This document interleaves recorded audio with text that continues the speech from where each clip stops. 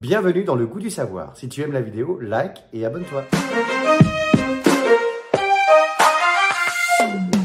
Alors, les garçons, les nombres premiers, on nous en parle depuis qu'on est tout petit. C'est vrai, on nous dit il faut tout le temps être le premier partout, etc. Bon, déjà, c'est pas vrai. Il faut être heureux, déjà, c'est plus important. Mais bon, ces nombres-là, eux, ils ont réussi à être premiers et ils ont plein de propriétés spéciales. Expliquez-nous pourquoi on y va. Et oui, c'est ce qu'on va voir ensemble, les nombres premiers. Donc, ces nombres un petit peu spéciaux, donc que l'on voit en premier de cette émission. On va essayer de vous expliquer ce qu'est un nombre premier, comment est-ce qu'on peut les lister, et puis surtout, à quoi ça sert, pourquoi on s'embête encore aujourd'hui à chercher des nombres toujours de plus en plus grands et évidemment premiers.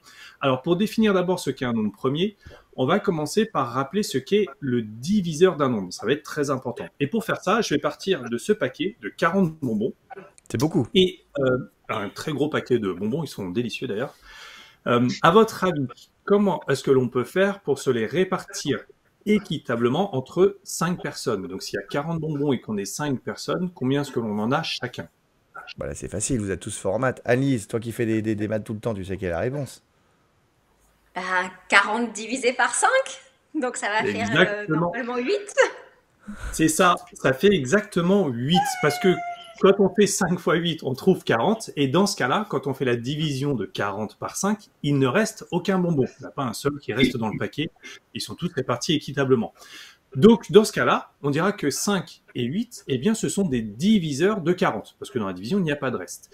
Eh bien, la définition d'un nombre premier va s'appuyer sur cette notion de diviseur. Un nombre premier, c'est un nombre entier c'est important, qui possède exactement, c'est un mot important aussi, deux diviseurs, à savoir 1 et lui-même. C'est tout. La propriété, elle est aussi simple que ça. Un nombre premier, donc, est un nombre qui n'a que deux diviseurs uniquement. Alors, pas selon vous, si on partait de ces deux exemples, 7 et 12, à votre avis, quel est celui qui est premier et celui qui n'est pas premier? Ah bah c'est facile, ça on va demander à la TVT ou aux gens dans le chat. N'hésitez pas à répondre dans le chat. Hein. Alors, quel est celui qui ne serait pas premier?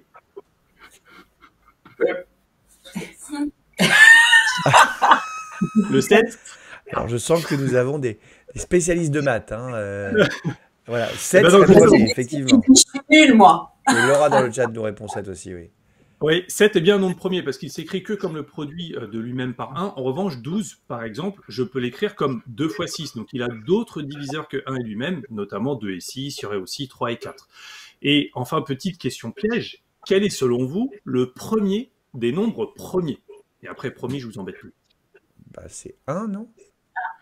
Et c'est le piège. En effet, 1 n'est pas un nombre premier, parce que 1, c'est le produit de 1 par 1. Donc en fait, il n'a qu'un seul diviseur, c'est juste 1. Il n'en a pas 2. Attends, mais c'est une arnaque sans nom. J'étais persuadé que 1 était un nombre premier. Comment le premier ne peut pas être nombre premier? C'est complètement dingue. C'est vraiment, c'est que pour nous embêter. Le premier nombre premier entier n'est pas un nombre premier, mais c'est 2.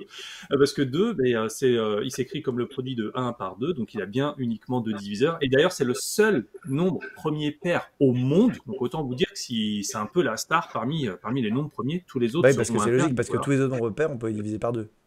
Il est trop fort, Alex. Donc, justement, on va s'appuyer sur la remarque d'Alex pour trouver une méthode pour lister la liste des premiers nombres premiers jusqu'à 100. Et on va voir que cette méthode, elle s'appelle le crible d'Ératosthène. Donc, Ératosthène, alors Nicolas l'a dit, c'est un autre immense mathématicien. Vous savez, c'est ces mathématiciens de l'Antiquité qui faisaient un petit peu tout. Ils faisaient des maths, de la géométrie, ils faisaient de la géologie. Enfin, vraiment, il s'occupait de tout. Il a notamment été directeur de la grande bibliothèque d'Alexandrie. Et d'ailleurs, on aura l'occasion de reparler de lui dans une autre émission parce qu'il a fait quelque chose d'assez incroyable à son époque.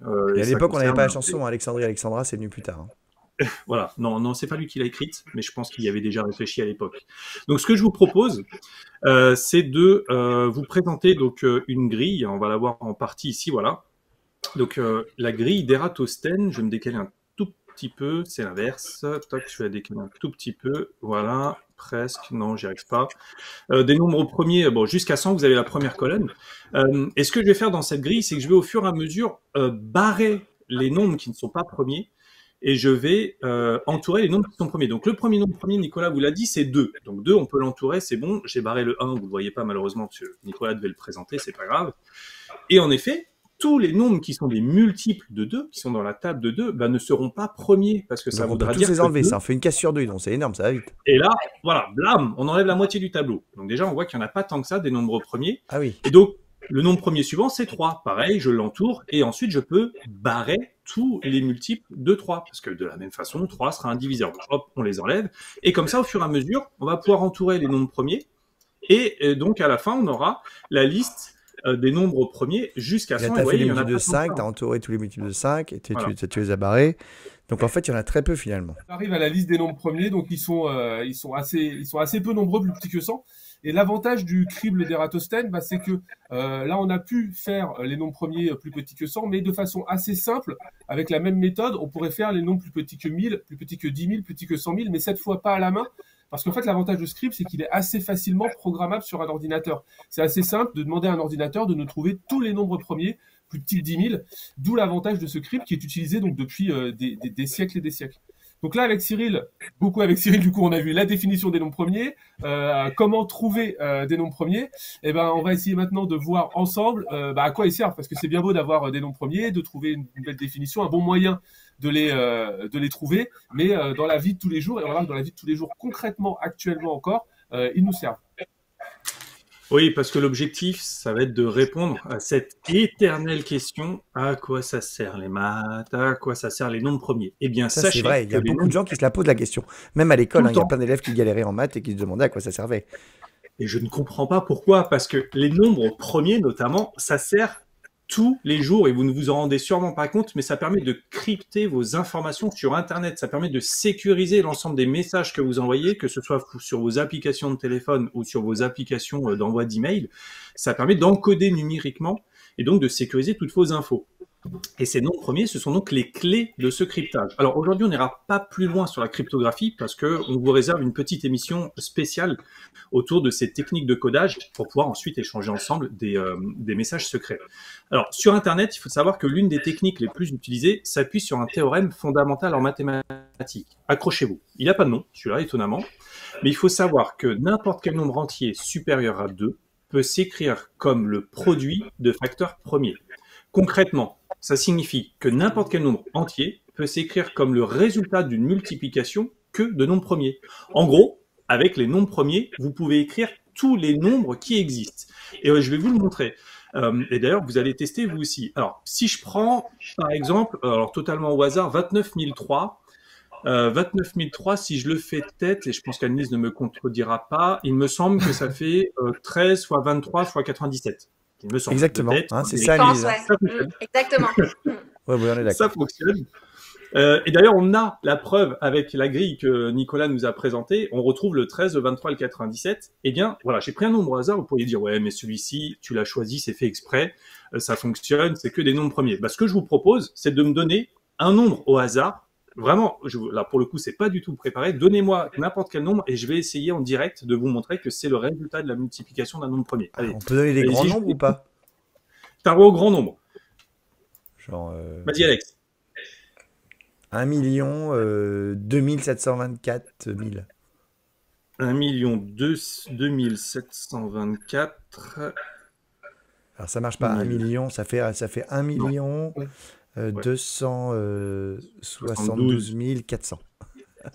1 272 400. Alors là, j'ai noté sur ma petite feuille, hein, ce n'est pas une calculatrice, et je vais essayer donc de le faire en direct. Donc j'ai mon 1 million. Tu vas le calculer de tête? Oui, bien sûr, je vais le faire de tête. Alors déjà, il faut savoir que donc dans 1 272 400, c'est un nombre pair parce qu'il se termine par 0. Donc déjà, il a un multiple de 2.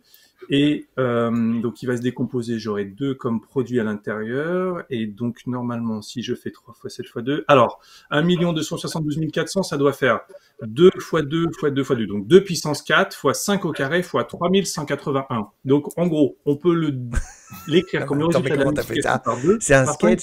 C'est un sketch. Nathalie, elle revient pas. T'as un ordinateur à côté qui fait le truc. C'est ChatGPT. N'hésitez pas à C'est vérifier. ChatGPT qui Je fait tout. répète.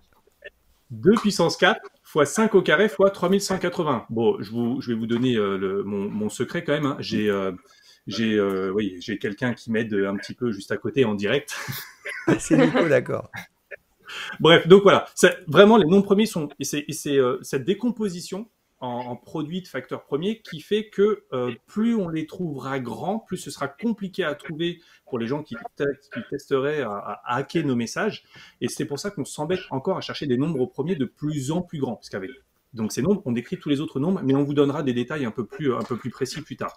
Allez, on va terminer cette première partie donc de ce cours avec une petite interro surprise, vous savez, comme d'habitude, hein, donc elles sont plus vraiment surprises. Vous allez avoir 15 secondes pour répondre à la question suivante, donc on compte sur vous, vous aussi dans le chat, n'hésitez pas. Parmi la liste de nombres qu'on va vous afficher, quel est celui ou quels sont ceux qui sont premiers? Alors vous avez le numéro Nathalie est 1. partie, ça l'a fait flipper, elle s'est cassée. Alors, elle est partie chercher la calculatrice. 59 et 2023. On vous laisse 15 secondes. À vos maths, prêts, partez, c'est à vous. Allez, n'hésitez pas dans le chat aussi. N'hésitez pas à nous dire parmi ceux-là quel est celui ou ceux qui seraient premiers. Il y en a quelques-uns qui sont faciles, on vous les a donnés, d'autres un peu plus péchus. Bah, du coup, on a dit que 1, c'était pas un nombre premier déjà. Tout à fait. 1, on peut le barrer. 27, c'est 3 fois 27, 9. on peut le barrer. Parce que c'est 3 fois 9, exactement. Bon, les deux derniers sont un peu plus piégeux. Mais si vous avez bien vu le tableau de Nicolas, normalement, vous avez dû voir que, en effet, 59 était un des nombres qui était dans la grille. Et 2023, bon, c'était pas évident, mais c'est le produit de 7 par 17 au carré. Donc, Oui, il y a c'est d'autres pas évident. diviseurs. Voilà, celui-là, c'était pas facile. Bon, en tout cas, avec Nicolas, on espère qu'en maths, maintenant, vous ne serez plus les derniers à essayer de comprendre les nombres premiers, bien sûr. Bien sûr. Nicolas, on a tout dit du coup sur les nombres premiers? Je pense qu'on a tout dit.